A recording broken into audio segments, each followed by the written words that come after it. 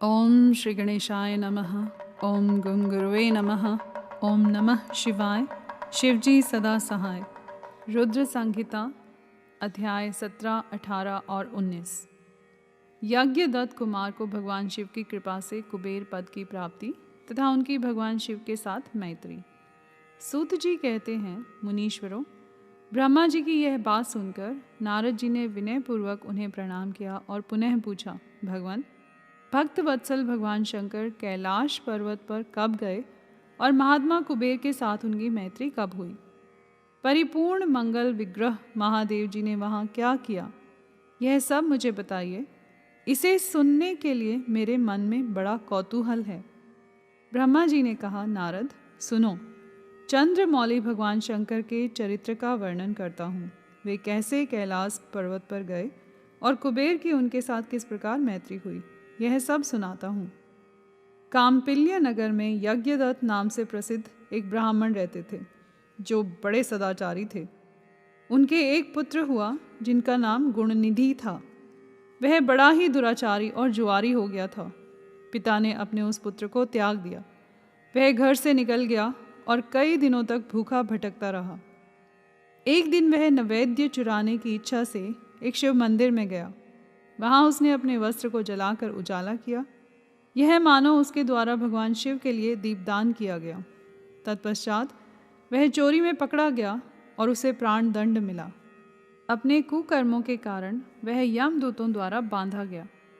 इतने में ही भगवान शंकर के पार्षद वहाँ आ पहुँचे और उन्होंने उसे उनके बंधन से छुड़ा दिया।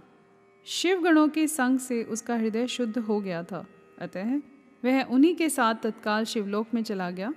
वहाँ सारे दिव्य भोगों का उपभोग तथा उमा महेश्वर का सेवन करके कालांतर में वह कलिंगराज अरिंदम का पुत्र हुआ। वहाँ उसका नाम था दम। वह निरंतर भगवान शिव की सेवा में लगा रहता था। बालक होने पर भी वह दूसरे बालकों के साथ शिव का भजन किया करता था। वह क्रमशः युवावस्था को प्राप्त हुआ और पिता के परलोक गमन के पश्चात राज सिंहासन पर बैठा। राजा दम बड़ी प्रसन्नता के साथ सब ओर शिव धर्मों का प्रचार करने लगे। भूपाल दम का दमन करना दूसरों के लिए सर्वथा कठिन था। ब्राह्मण समस्त शिवालयों में दीपदान करने के अतिरिक्त वे दूसरे किसी धर्म को नहीं जानते थे। उन्होंने अपने राज्य में रहने वाले समस्त ग्रामाध्यक्षों को बुलाकर यह आज्ञा दे दी कि शिव मंदिर में दीपदान करना सबके लिए अनिवार्य होगा। जिस जिस ग्रामाध्यक्ष के गांव के पास जितने शिवालय हों, वहाँ वहाँ बिना कोई विचार किए सदा दीप जलाना चाहिए।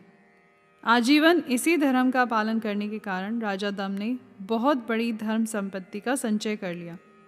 फिर वे काल धर्म के अधीन हो गए। दीपदान की वासना से युक्त होने के कारण उन्होंने शिवालयों में बहुत से दीप जलवाए और उसके फलस्वरूप जन्मांतर में वे रत्नमय दीपों की प्रभा के आश्रय हो अलकापुरी के स्वामी हुए।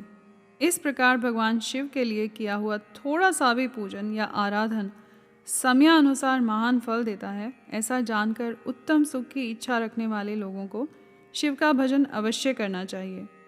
वह दीक्षित का पुत्र, जो सदा सब प्रकार के अधर्मों में ही रचा पचा रहता था, दैव योग से शिवालय में धन चुराने के लिए गया और उसने स्वार्थवश अपने कपड़े को दीपक की बत्ती बनाकर उसके प्रकाश से शिवलिंग के ऊपर का अंधेरा दूर कर दिया। इस सत्कर्म के फलस्वरूप वह कलिंग देश का राजा हुआ और धर्म में उसका अनुराग हो गया। फिर दीप की वासना का उदय होने से शिवालयों में दीप जलवाकर उसने यह दिक्पाल का पद पा लिया। मुनीश्वर, देखो तो सही, कहाँ उसका वह कर्म और कहाँ यह दिक्पाल की पदवी, जिसका यह मानव धर्मा प्राणी इस समय यहाँ उपभोग कर रहा है। तात, यह तो उसके ऊपर शिव के संतुष्ट होने की बात बताई गई। अब एक चित्त होकर यह सुनो कि किस प्रकार सदा के लिए उसकी भगवान शिव के साथ मित्रता हो गई। मैं इस प्रसंग का तुमसे वर्णन करता हूँ। नारद, पहले के पाद्मकल्प की बात है। मुझ ब्रह्मा के मानस पुत्र पुलस्त्य से विश्रवा का जन्म हुआ और विश्रवा के पुत्र वैश्रवण कुबेर हुए। उन्होंने पूर्व काल में अत्यंत उग्र तपस्या के द्वारा त्रिनेत्रधारी महादेव की आराधना करके विश्वकर्मा की बनाई हुई इस अलकापुरी का उपभोग किया। जब वह कल्प व्यतीत हो गया और मेघवाहन कल्प आरंभ हुआ, उस समय वह यज्ञदत्त का पुत्र जो प्रकाश का दान करने वाला था, कुबेर के रूप में अत्यंत दुस्सह तपस्या करने लगा। दीपदान मात्र से मिलने वाली शिव भक्ति के प्रभाव को जानकर वह शिव की चित्त प्रकाशिका काशीपुरी में गया और अपने चित्त रूपी रत्न में प्रदीपों से 11 रुद्रों को उद्बोधित करके अनन्य भक्ति एवं स्नेह से संपन्न हो वह तन्मयता पूर्वक शिव के ध्यान में मग्न हो निश्चल भाव से बैठ गया। जो शिव की एकता का महान पात्र है, तप रूपी अग्नि से बढ़ा हुआ है, काम क्रोध आदि महाविघ्न रूपी पतंगों के आघात से शून्य है, प्राण निरोध रूपी वायु शून्य स्थान में निश्चल भाव से प्रकाशित है, निर्मल दृष्टि के कारण स्वरूप से भी निर्मल है तथा सद्भाव रूपी पुष्पों से जिसकी पूजा की गई है, ऐसे शिवलिंग की प्रतिष्ठा करके वह तब तक तपस्या में लगा रहा जब तक उसके शरीर में केवल अस्थि और चर्म मात्र ही अवशिष्ट नहीं रह गए। इस प्रकार उसने 10,000 वर्षों तक तपस्या की।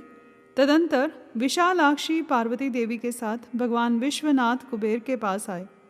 उन्होंने प्रसन्न चित्त से अलकापति की ओर देखा। वे शिवलिंग के मन को एकाग्र करके ठूंठे कांट की भांति स्थिर भाव से बैठे थे। भगवान शिव ने उनसे कहा, अलकापते, मैं वर देने के लिए उद्यत हूँ, तुम अपना मनोरथ बताओ। यह वाणी सुनकर तपस्या के धनी कुबेर ने जो ही आंखें खोलकर देखा, त्यों ही उमावल्लभ भगवान श्रीकंठ सामने खड़े दिखाई दिए। वे उदय काल के सहस्रों सूर्यों से भी अधिक तेजस्वी थे और उनके मस्तक पर चंद्रमा अपनी चांदनी बिखेर रहे थे। भगवान शंकर के तेज से उनकी आंखें चौंधिया गई, उनका तेज प्रतिहत हो गया और वे नेत्र बंद करके मनोरथ से भी परे विराजमान देव देवेश्वर शिव से बोले, नाथ, मेरे नेत्रों को वह दृष्टि शक्ति दीजिए जिससे आपके चरणार बिंदु का दर्शन हो सके। स्वामिन, आपका प्रत्यक्ष दर्शन हो, यही मेरे लिए सबसे बड़ा वर है। ईश, दूसरे किसी वर से मेरा क्या प्रयोजन है। चंद्रशेखर, आपको नमस्कार है। कुबेर की यह बात सुनकर देवादिदेव उमापति ने अपनी हथेली से उनका स्पर्श करके उन्हें देखने की शक्ति प्रदान की।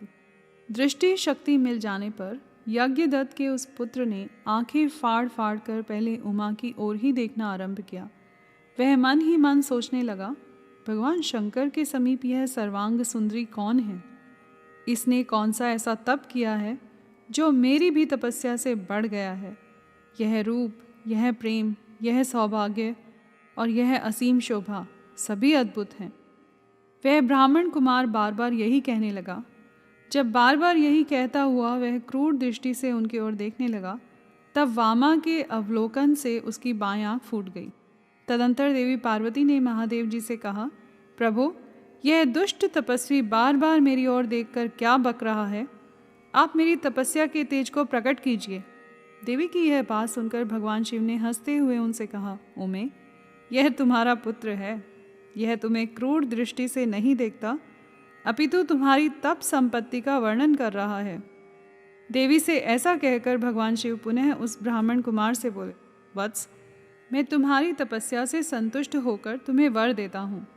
तुम निधियों के स्वामी और गुहियों के राजा हो जाओ। सुव्रत, यक्षों, किन्नरों और राजाओं के भी राजा होकर पुण्य जनों के पालक और सबके लिए धन के दाता बनो। मेरे साथ तुम्हारी सदा मैत्री बनी रहेगी और मैं नित्य तुम्हारे निकट निवास करूँगा। मित्र, तुम्हारी प्रीति बढ़ाने के लिए मैं अलका के पास ही रहूँगा। आओ, इन उमा देवी के चरणों में साष्टांग प्रणाम करो, क्योंकि ये तुम्हारी माता हैं। महाभक्त यज्ञदत्त कुमार, तुम अत्यंत प्रसन्न चित्त से इनके चरणों में गिर जाओ। ब्रह्मा जी कहते हैं, नारद, इस प्रकार वर देकर भगवान शिव ने पार्वती देवी से फिर कहा, देवेश्वरी, इस पर कृपा करो। तपस्विनी, यह तुम्हारा पुत्र है। भगवान शंकर का यह कथन सुनकर जगदम्बा पार्वती ने प्रसन्नचित्त हो यज्ञदत्त कुमार से कहा, वत्स, भगवान शिव में तुम्हारी सदा निर्मल भक्ति बनी रहे। तुम्हारी बाईं आंख तो फूट ही गई है, इसलिए एक ही पिंगल नेत्र से युक्त रहो। महादेव जी ने जो वर दिए हैं वे सब उसी रूप में तुम्हें सुलभ हों। बेटा, मेरे रूप के प्रति ईर्ष्या करने के कारण तुम कुबेर नाम से प्रसिद्ध होगे। इस प्रकार कुबेर को वर देकर भगवान महेश्वर पार्वती देवी के साथ अपने विश्वेश्वर धाम में चले गए।